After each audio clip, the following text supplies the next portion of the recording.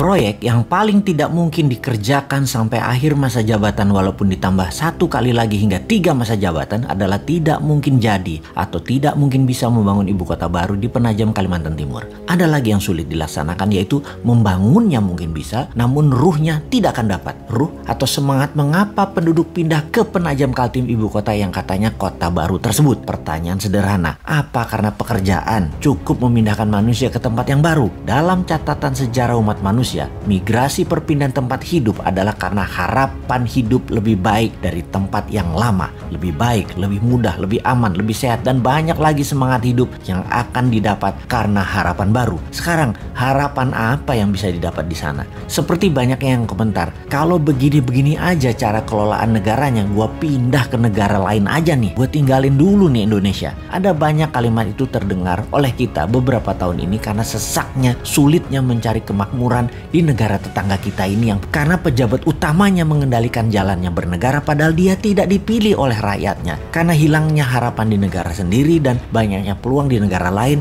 terutama karena lazy money. Itulah keinginan pindah ke tempat lain, menuju negara lain menjadi lebih banyak. Kemudian memindahkan orang sebanyak 5 juta ke ibu kota baru. Ini tidak mungkin cepat. Ini terjadi dalam kurun waktu yang lama. Paling cepat dalam 10 tahun. Itu pun harapan hidupnya harus menjanjikan 2 kali dari tempat tinggal yang lama dan dicapainya dengan waktu yang cepat. Kota ini bisa jadi kota mati, mangkrak. Membangun kota seperti real estate saja, Bintaro, BSD, Alam Sutra yang berdekatan dengan vibrantnya Jakarta memerlukan waktu lebih dari 15 tahun baru kerasa manfaatnya. Apalagi pusat pemerintahan, apalagi ibu kota. Asli nggak sederhana. Antar pulau lagi. Entah apa alasannya ngotot memindahkan ibu kota yang tidak punya sejarah nasionalnya, tidak ada sektor ekonominya, dan tidak ada sektor keamanannya sebagai wilayah terpenting, yaitu ibu kota. Pangkalan militer harusnya dibangun terlebih dahulu agar kalau ada serangan dari utara, dari Malaysia, Tiongkok, Filipina bisa diintersep oleh radar, peluru kendali, dan jet tempur yang pangkalannya harusnya di sekitar utara Penajam,